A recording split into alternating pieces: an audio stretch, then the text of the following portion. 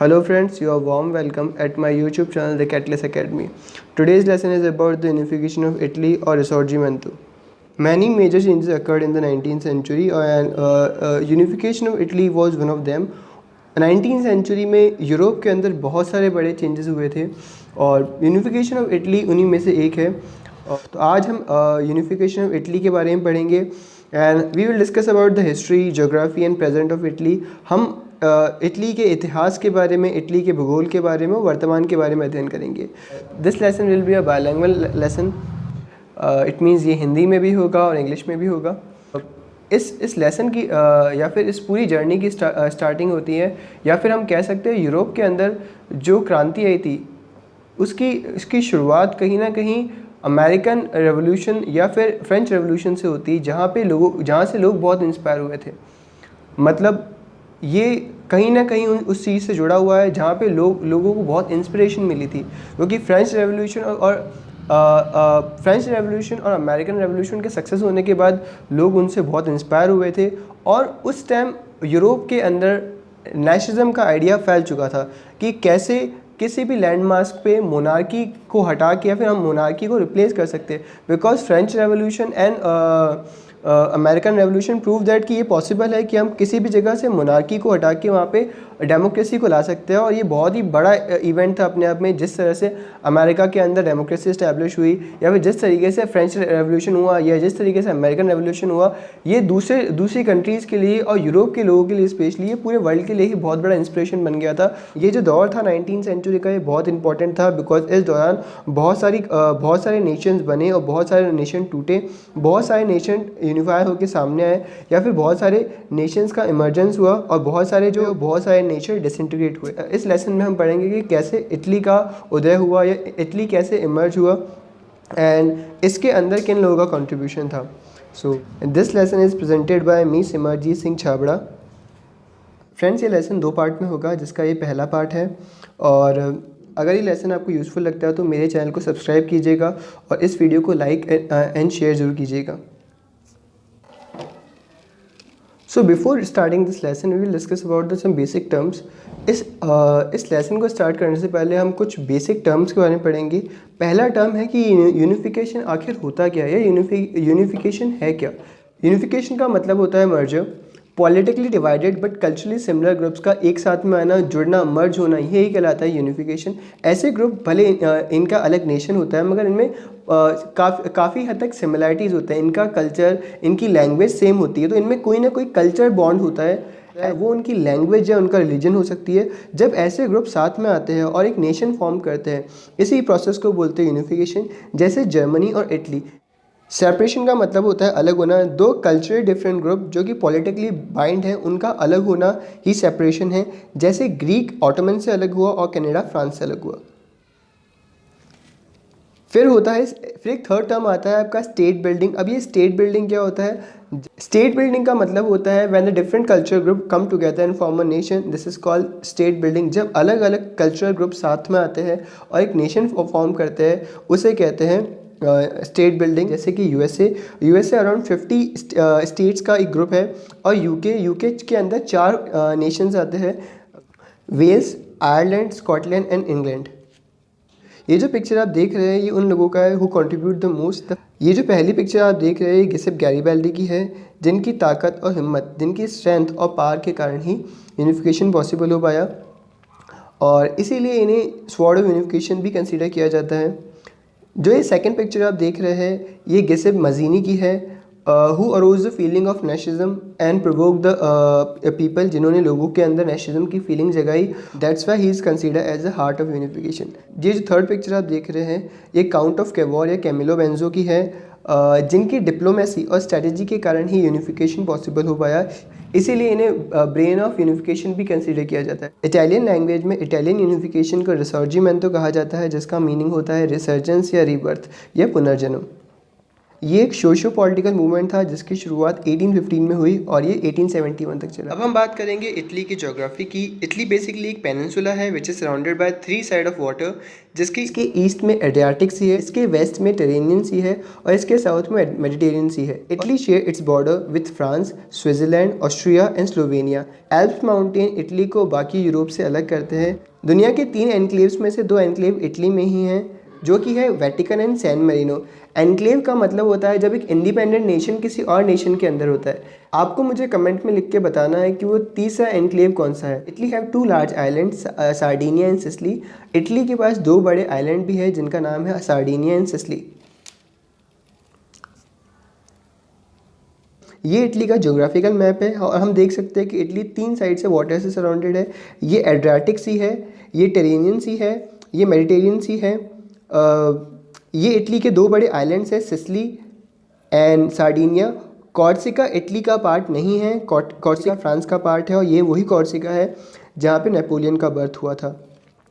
ये Alps mountain है जो कि इटली को रेस्ट ऑफ यूरोप से सेपरेट करते हैं। ये स्विट्ज़रलैंड है, ये ऑस्ट्रिया है, ये स्लोवेनिया है और ये फ्रांस है। याद रखिएगा कि इटली क्रोएशिया से बॉर्डर शेयर नहीं करता। अब हम बात करेंगे इटली की हिस्ट्री की। 4th सेंचुरी में यूरोप में एक बहुत बड़ा एम्पायर था जिसका नाम था Roman Empire. Italy was the part of the great Roman Empire और इटली इसी ग्रेट रोमन एम्पायर का एक पार्ट है। Roman Empire was divided into the 2 part. Roman Empire के 2 पार्ट थे। जो रोमन एम्पायर का वेस्ट पार्ट था उसे ऑक्सीडेंटलिस्ट कहा जाता था और जो रोमन एम्पायर का ईस्ट पार्ट था उसे ओरिएंटलिस्ट कहा जाता था। But onward 5th century Roman empire disintegrate होना शुरू हो गया और 15th सेंचुरी आते आते वो पूरी तरह से ख़त्म हो गया और छोटे छोटे किंगडम्स में बढ़ गया। अगर हम इटली के पार्ट्स की बात करें तो Italy 7 major and minor parts में डिवाइड था। इसका पहला पार्ट था किंगडम ऑफ सार्डिनिया जिसमें पीडमोंट एंड सार्डिनिया आते थे। इस पे इटली के नेटिव रूलर रूल करते थे। इसका सेकंड पार्ट था किंगडम ऑफ सिसिली जिसमें सिसिली एंड नेपल्स आते थे जिस पे स्पेन की बर्बन डायनेस्टी का रूल था। इसका तीसरा पार्ट था पेपल स्टेट जिस पे पोप का रूल था। 4th एंड 5th पार्ट थे वेनिस एंड लोम्बार्डी जिस पे ऑस्ट्रिया की हैब्सबर्ग डायनेस्टी का रूल था।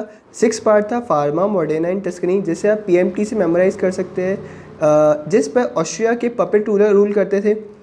लास्ट पार्ट था इसका लूका एंड जुनेवा जो कि इंडिपेंडेंट किंगडम थे।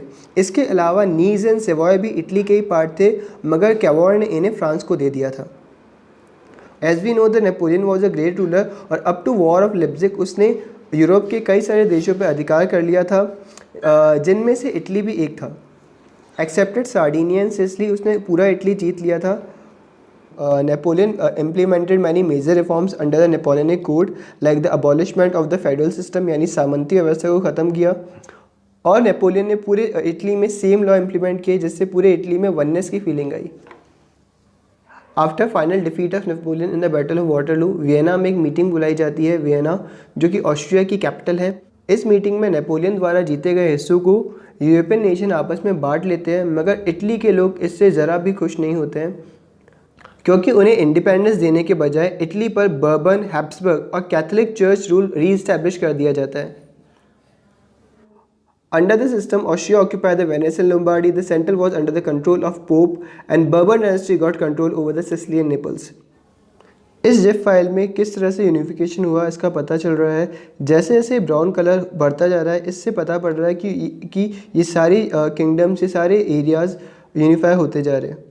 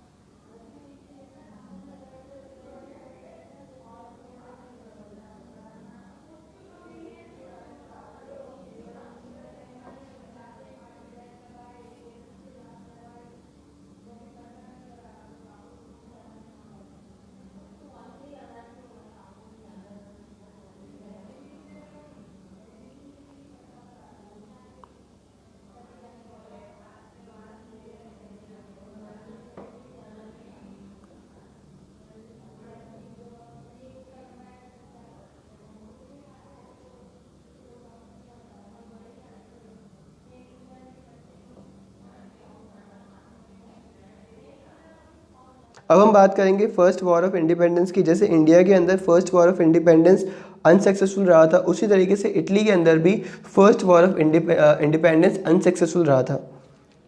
जैसे गिसेप मजीनी और उनके डिसाइपल गिसेप गैरिबाल्डी ने लीड किया था। In the year of 1848 a wave of nationalism spread through out the Europe. It also hit the Italy पे भी इस वेव ऑफ इंडिपेंडेंस का इम्पैक्ट हुआ और people were demanding for the written constitution and certain right, जिससे monarchy monopoly को restrict किया जा सके या रोका जा सके। मगर इस मौके का फ़ायदा उठाते हैं the king of Sardinia Charles Albert and he declare himself the head of the campaign and try to capture the Lombardy and Venetia. और वो लोम्बार्डी और वेनेशिया को ऑस्ट्रिया से कैप्चर करने की कोशिश करते हैं, बट अनफॉर्चुनेटली वैसा नहीं कर पाते और इस पूरे मिशन में फेल हो जाते हैं। इस पूरे प्रोसेस में pope Pius IX, who was the ruler of the Papal State, was very supportive to the King Charles Albert. But after his exile, he started condemning to King Charles Albert. मगर उनका रुख उनके exile के बाद change हो गया और उन्होंने किंग चार्ल्स अल्बर्ट को अपोज करना स्टार्ट कर दिया। फाइनली चार्ल्स अल्बर्ट को एब्डिकेट होना पड़ा, अपने पद से हटना पड़ा in the favour of his son Victor Emmanuel, और उनके बाद उनके बेटे विक्टर इमैनुअल सार्डिनिया के किंग बने। At that time many secret organisation were formed. इस समय कई सीक्रेट ऑर्गेनाइजेशन बन चुकी थी जिनका सोल ऑब्जेक्टिव था इटली को फॉरेन रूल से आज़ाद कराना थी। इनमें सबसे फेमस ऑर्गेनाइजेशन थी कार्बोनरी, जो कि कोल वर्कर्स का एक ग्रुप था, but lack of influential leadership and clear goal ना होने के कारण कार्बोनरी ऑर्गेनाइजेशन सक्सेसफुल नहीं रह पाई। एक और ऑर्गेनाइजेशन थी यंग इटली, जिसके फाउंडर थे गिसेप मजीनी। यंग इटली के ऑब्जेक्टिव थे unify the Italy, liberate the Italy from foreign rule, freedom, equality. Because of his ideology, the Mazzini was considered as the prophet of Italian unification. But in 1831 Mazzini was exiled, यानी उन्हें देश निकाला दे दिया गया। मगर फिर भी मजीनी इटली में पैट्रियाटिक पैम्पलेट भेजते रहे। मगर यूनिफिकेशन के लिए नीड थी एक shrewd diplomatic and practical person की, वो थे कैमिलो बेंजो या count of Cavour. Cavour was a statesman and Prime Minister of Sardinia. The King Victor Emmanuel II appointed him his Prime Minister. King Victor Emmanuel II ने उन्हें अपना Prime Minister बनाया था। He was a real architect of Italian unification. He also published a newspaper, namely Second Risorgimento. वो एक newspaper भी publish करते थे जिसका नाम था Second Risorgimento. अब हम बात करेंगे कैवूर की पॉलिसी की। कैवूर सार्डिनिया की पावर को जानता था। He knew that without foreign assistance he couldn't unify the Italy and biggest obstacle is Austria, कि वो बिना बाहरी मदद के ऑस्ट्रिया को नहीं हरा सकता। इसीलिए कैवूर ने यूनिफिकेशन ऑफ इटली के क्वेश्चन को इंटरनेशनल लेवल पे उठाया और क्रीमियन वॉर का सहारा लिया। I will cover rest of my lesson in second part, where we study the diplomacy of Cavour and role of Garibaldi. Dear, if you found this lesson useful, then like and share my video and subscribe my channel.